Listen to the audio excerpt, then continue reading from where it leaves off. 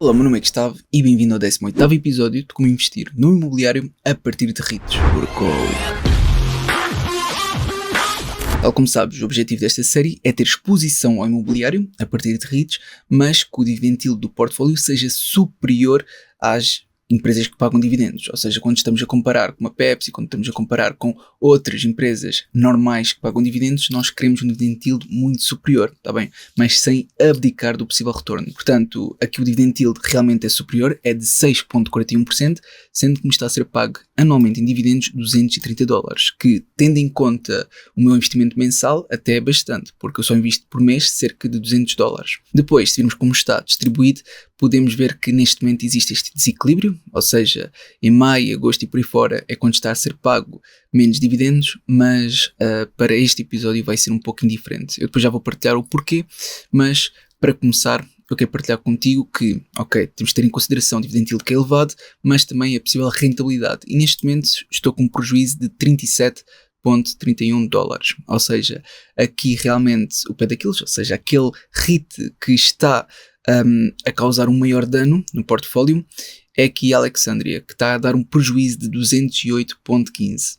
É claro que poderíamos ponderar em reforçar a mesma, tendo em conta que a mesma caiu isto tudo, só que eu pelo menos já tenho uma grande exposição à mesma. Ela representa um peso no portfólio de 15,26%, que até é bastante. Aliás, se compararmos com o resto, é neste momento o REIT que tem o maior peso, está bem? Porque eu tenho estado a fazer estes reforços enquanto tem estado a cair, o que levou a ter uma maior exposição à mesma e que impactou maior o prejuízo. Apesar de, segundo o meu estudo, poder continuar a fazer sentido manter a mesma, está bem? Porque no longo prazo acredito que a mesma possa valorizar, mas para já, segundo os últimos resultados, é normal que a mesma tenha caído. Porque podes ver a queda que a mesma teve, ou seja, desde os seus máximos até o preço atual, já teve aqui uma queda de cerca de 64,44%, e se olharmos o porquê de ter caído recentemente, podemos ver que é relativamente ao earnings per share. Ou seja, se fizermos o rácio entre o resultado líquido da empresa e o preço por ação, então vemos que o resultado foi muito inferior ao que era esperado. Está bem? Estamos aqui a falar de um resultado, em termos de resultado líquido,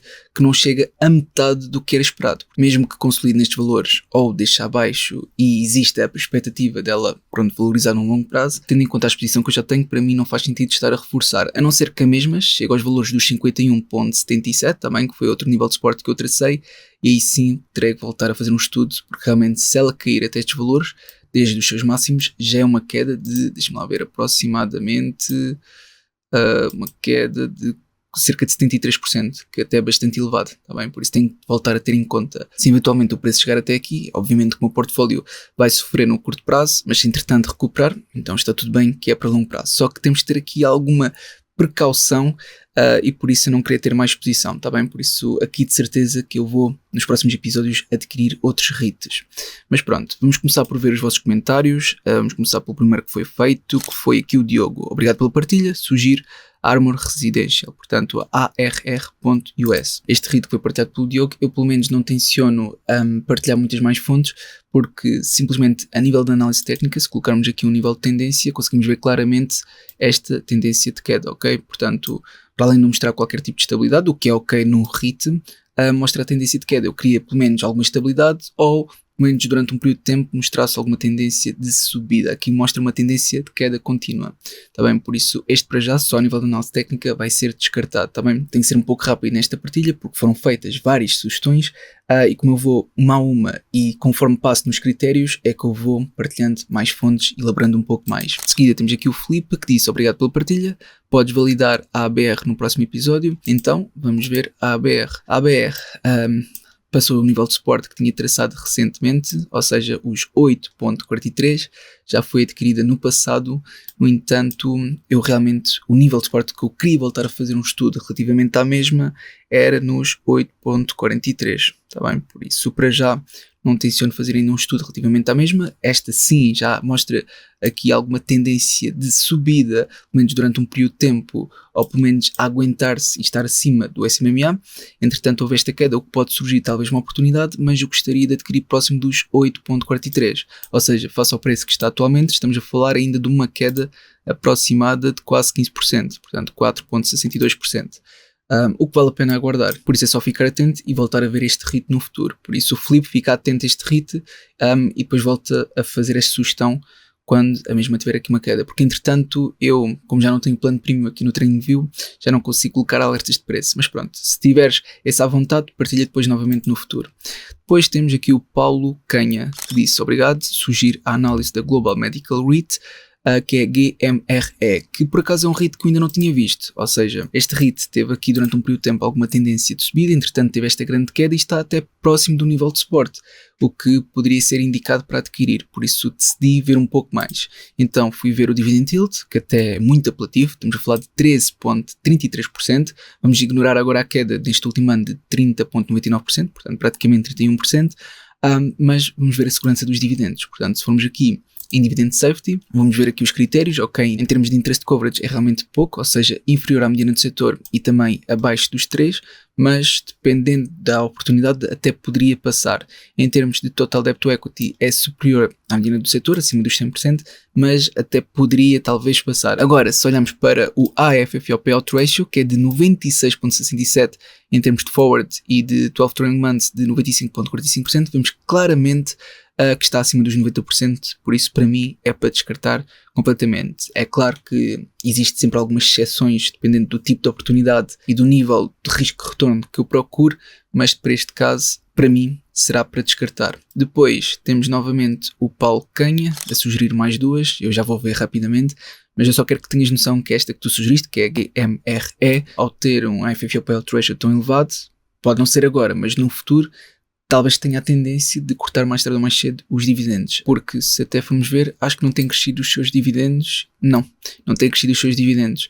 Aliás, está aqui uma notícia recente que mostra que até cortaram, portanto, nós queremos evitar este tipo de REITs. Depois tu tinhas sugerido também aqui a Equix, que aqui é sem o U, ou seja, é EQX, que é exatamente esta. Portanto, esta sim mostra aqui uma estabilidade contínua, ou seja, um contínuo crescimento, que é uma tendência que nós queremos ver no REIT, mas acontece que tem aqui algo que eu vou ter que descartar esta opção. Até pode ser talvez uma boa oportunidade, eu não sei, está bem, porque eu não estudei nem aprofundei, mas acontece que o valor da mesma, ou seja, o preço atual é 885, e como tu sabes, eu mensalmente o que invisto nesta série são cerca de 200, e para ser o legítimo dono, que para mim é muito importante, eu tenho que comprar o REIT inteiro. Pronto, eu não tenciono investir cerca de 885 para este episódio, portanto, aqui já teria que descartar, mas agradeço pela sugestão. Em termos de tendência está positiva, em termos de avaliação é que pode estar talvez caro, isso é uma questão de fazer o teu próprio estudo, mas vou passar à tua outra sugestão, que foi a DLR. A DLR também tem aqui uma tendência positiva, um crescimento contínuo, apesar de ter havido aqui uma fase, está até próxima de máximos. E podemos ver que em termos de avaliação aqui classificam como F, provavelmente também classificam como F a outra, mas aqui o pior de tudo é mesmo o Dividend Yield, que é de 2,88%, e isto para mim é para evitar, porque se eu estou neste momento com um Portfolio Yield de 6,4%, então é normal que eu não queira descer muito este Dividend Yield, entendes? Pronto, assim sendo, eu vou também descartar a DLR e vou passar à próxima sugestão, que neste caso foi do José Pratos, que diz: obrigado pela partilha mais uma vez, sugiro a Welltower. Sei que não tem um dividend yield elevado, mas parece que tem bons fundamentos para diversificar. Abraço. Então a Welltower está aqui, por isso ela está praticamente em máximos. Tem aqui uma tendência positiva de crescimento, apesar de ter havido aqui algumas alturas que falhou, não é? E deixou abaixo desse MMA, mas está praticamente em máximos. Eu duvido que esteja barata em termos de avaliação, mas podemos ver rapidamente aqui. Também classificam como F, aqui no Seeking Alpha, mas o pior é realmente o Dividend Yield, que é de 1,77%. E é impossível para mim aceitar qualquer REIT, por mais bons fundamentos que possam ter, que neste caso, em termos de avaliação, até dizem que está cara. E portanto, tendo em consideração principalmente o Dividend Yield, eu vou ter que descartar. Mas não só o Dividend Yield, também em termos de avaliação, ao dizer que está cara, arriscamos a que possa desvalorizar no longo prazo, e isso é algo que eu não quero. Assim sendo, passamos à próxima sugestão, que neste caso é do Elder. Boa tarde, Gustavo, o que achas da Alexandria nesta fase que está continuamente a cair? Pronto, é aquilo que eu já partilhei. Eu vou ter que voltar a fazer um estudo, mas entretanto se a mesma apenas atingir os 51,77, por isso fica atento, porque se entretanto atingir estes valores, eu também vou estar atento para fazer novamente um estudo, mas se estiver próximo também podes voltar a sugerir que eu voltarei a ver. Para já não faz sentido, não quero ter mais exposição à mesma e se aumentar a minha exposição só vou estar a arriscar mais, porque vamos imaginar que agora adquiriria Alexandria e descia para os 51.77, então estamos a falar de um prejuízo adicional que eu não gostaria de suportar. Assim sendo, vamos passar ao próximo, que neste caso é o Luís Teixeira, que diz: boas Gustavo, sugiro-me a NLCP e outras. Bem, eu não tive tempo para estar a ver estas todas, portanto eu vou começar e pegar apenas nesta, que está exatamente aqui. Ou seja, temos aqui dados apenas desde agosto de 2021, aproximadamente isto, em que teve continuamente a cair, mas depois conseguiu recuperar e agora parece estar novamente numa tendência de queda. Pronto, eu vi mais um pouco e podemos ver que, apesar do Seeking Alpha dar aqui uma boa classificação e o dividend yield também ser elevado de 11.95, que é praticamente 12%, podemos ver em termos de dividend safety que passa em alguns critérios, como o interest coverage, que é de 40.84, passa claramente, total debt to equity também passa claramente, mas aqui já está próximo dos 90%, ou seja, em termos de IFF ou payout ratio está muito elevado e acima da média do setor. Aqui poderíamos ponderar não descartar porque não chega ainda aos 90%, mas eu acho que há melhores oportunidades no mercado. Portanto, é pôr na balança o custo-oportunidade e entender se vale ou não a pena. A próxima sugestão é do Sérgio. O Sérgio sugeriu aqui a IIPR, que tem tido uma grande queda, e esta tem um risco de retorno muito mais elevado, e por isso eu decidi falar sobre esta em específico apenas no Financial Portuguese, está bem? Portanto, para quem tem interesse em ouvir-me partilhar o que eu tenho para partilhar sobre este REIT em específico, que é mais arriscado, então depois acompanho o episódio que vai sair no Financial Portuguese. Depois temos finalmente o João Gomes, que diz: boa tarde Gustavo, podias dar uma olhadela na Prologis, parece-me um ótimo REIT, está a um preço fenomenal, com ponto de interrogação, podes dar a tua opinião, obrigado e excelente trabalho. Então, a Prologis é esta mesma, portanto tu podes ver que desde os máximos até o preço atual já teve aqui uma queda de aproximadamente 31%, mais ou menos isto, sendo que já chegou a ter uma queda de 41%. Se tivesse aqui visto nestes valores, poderia fazer mais sentido, mas mesmo assim poderemos tentar entender se agora poderá estar num valor aliciente ou não, sendo que em termos de avaliação dão um D-, por isso próximo def, e há aqui algo que me faz logo descartar a Prologis, que é o quê?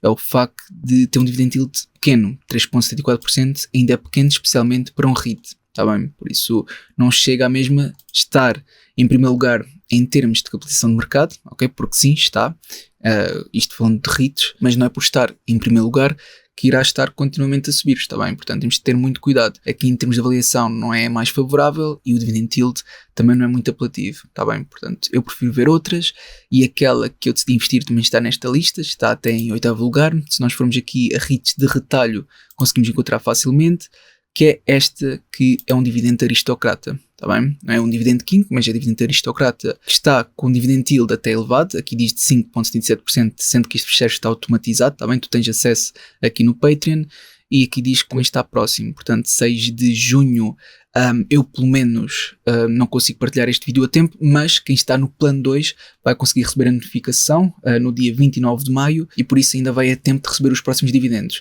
porque ao receber a notificação no dia 29 de maio, na quinta-feira, tem ainda sexta, que é dia 30 de maio, e portanto pode adquirir aí para receber os próximos dividendos, que só temos na verdade até dia 1 de junho, porque a partir de dia 2 de junho, que é o dia do ex-dividend date, nós já não conseguimos receber os próximos dividendos, ok?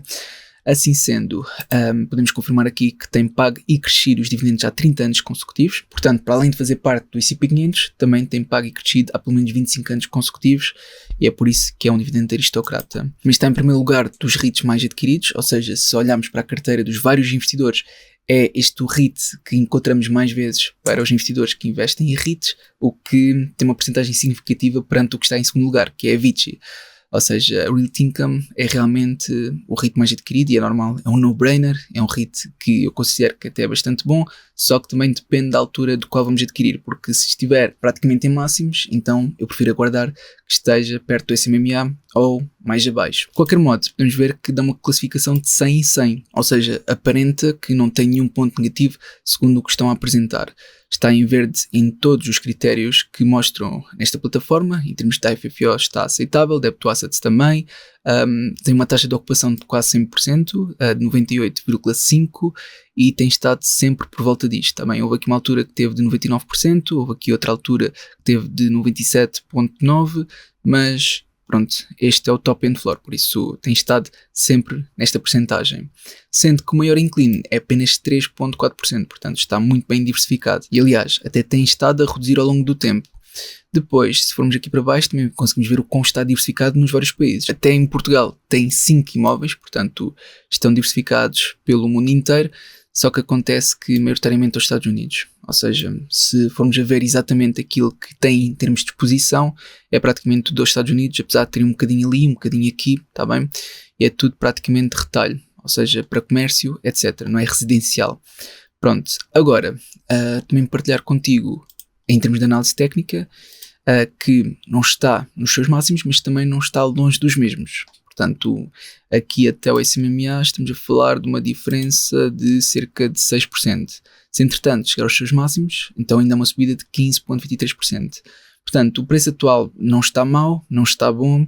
Eu realmente gostava de ter adquirido aqui por volta dos 46,99%, portanto ainda seria uma queda de 16%, mas se eventualmente tiver esta queda, então talvez possa adquirir novamente, está bem, voltar a fazer um estudo. Agora, podemos ver que a tendência é positiva, tem estado continuamente a subir. Houve aqui uma altura que foi na pior altura do Covid-19, que chegou a estar nos 36,05 e entretanto voltou a recuperar. Depois aqui penso que tenha sido as tarifas, não, aqui não foi as tarifas, deve ter sido um relato inferior ao esperado, que entretanto tiveram uma grande queda para os 47,02, que até poderia ter sido uma boa altura para adquirir. Aliás, até chegaram a estar de volta dos 41,37. Em termos de Simple Moving Average, com inputs de curto prazo, mostra que cruzou recentemente para a queda, por isso no curto prazo pode haver aqui uma queda, mas no médio prazo pode haver aqui uma subida. No entanto, isto está a oscilar tanto que mesmo no médio prazo parece querer cruzar novamente, ok? Por isso a tendência é que volte a atingir aqui o SMMA.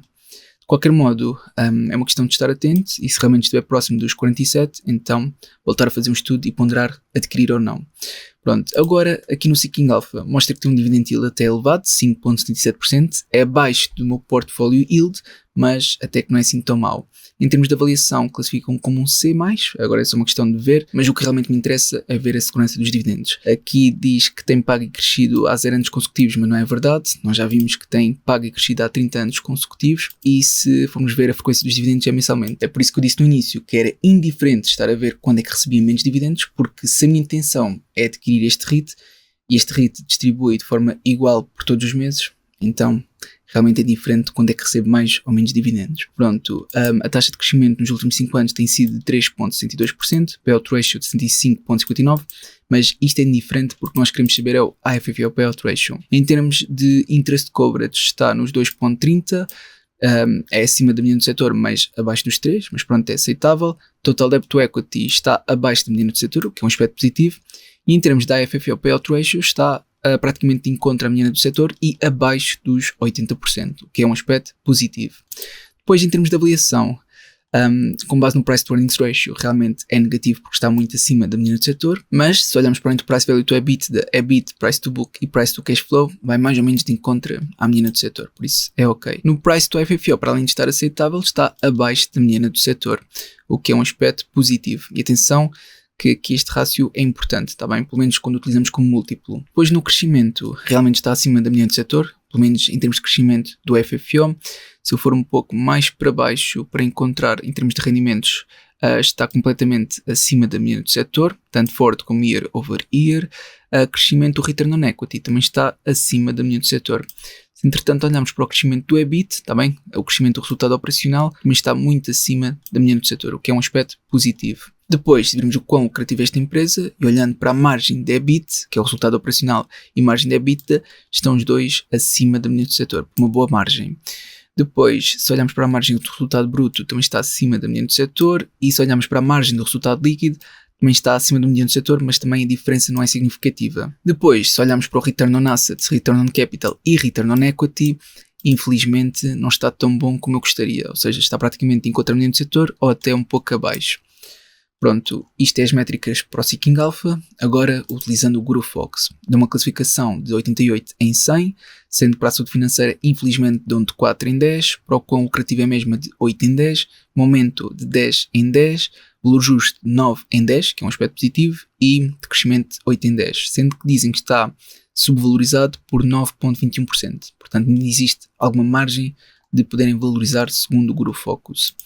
Depois, aqui utilizando o Finbox, nesta série em específico que é para os REITs, existem dois múltiplos que para mim são mais importantes, que é aquele que já vimos, que é o Price to IFFO, e também o DDM Stable Growth, ok? Portanto, estes dois, que é comparar o preço com o IFFO, portanto, o preço de mercado, e também em relação aos dividendos. Por isso, Price to IFFO mostra uma possível valorização de 18,10%. Estas são as empresas comparáveis, sendo que algumas até são conhecidas, como a ADC, FRT, e também temos esta que já foi vista. Se vimos em termos de DDM, mostra que está praticamente no seu valor justo, está bem? Por isso, uma desvalorização cerca de 1% é praticamente no seu valor justo. Se entretanto olharmos, por exemplo, o Wall Street diz que está subvalorizado por 47,2%, sendo que se olharmos para as projeções futuras, com base no crescimento dos earnings, mostra que está acima da indústria, com um aspecto positivo, e também está mais ou menos de encontro do mercado. Se olharmos para as projeções anuais do crescimento dos rendimentos, então também está acima da indústria, mas já não está tão próxima do mercado. Depois, se olharmos para a saúde financeira, que também é importante, tem ativos correntes superiores aos passivos correntes e ativos não correntes muito superiores aos passivos não correntes. Entretanto, também conseguimos entender que tem um debt to equity inferior a 100%, que é um aspecto positivo, ou seja, capitais próprios superiores ao seu endividamento, sendo que esta diferença tem sido cada vez maior. Ou seja, já tiveram aqui com debt to equity de volta dos 80% e agora encontra-se nos 68,6%. Depois, relativamente aos dividendos, vamos ver se passam em todos os critérios, e sim, passam em todos os critérios, o que é um aspecto positivo. Pronto, relativamente a vendas ou compras por parte dos insiders, maioritariamente foi vendas, mas ver mais detalhadamente neste site, foi tudo vendas de 2024, está bem? Ainda não houve aqui vendas por parte dos diretores em 2025. Depois, com base no Alpha Spread, mostra que está subvalorizado por 1% no cenário base, no melhor cenário subvalorizado por 24% e no pior cenário sobrevalorizado por 15%. No Stock Analysis mostra que é mais um manter do que propriamente comprar, com base na classificação de 14 analistas, e se utilizarmos o Market Beat, então também dizem para manter, tá bem? Com base na classificação de 14 analistas, sendo o upside de 9,22%. Se entretanto vimos o Market Watch, é a mesma recomendação, portanto isto deve ser praticamente as mesmas firmas, mas sim, a maior recomendação neste momento está em manter. Depois, se utilizarmos o plano Pro do Investing.com, dizem que está a ter um bom desempenho, sendo que existe um possível downside de 1,2%. Depois, eu também gostaria de utilizar o meu fecheiro, mas não carregou a totalidade aqui dos dados. Aliás, isto voltou a carregar novamente, porque entretanto haveria aqui algumas que já estavam carregadas, mas pelos vistos está novamente a recolher as informações. Portanto, neste momento não nos vai mostrar nada preciso até recolher todos os dados. Porque já tinha recolhido, mas como passou este tempo, então voltou a fazer uma nova importação dos dados. Pronto, de qualquer modo, esta vai ser a minha aquisição, ou seja, este é como está o meu portfólio neste momento. A Realty Income já foi adquirida no passado, sendo que está com um peso de apenas 5,81%, e é claro que quero aumentar o peso que tenho no portfólio.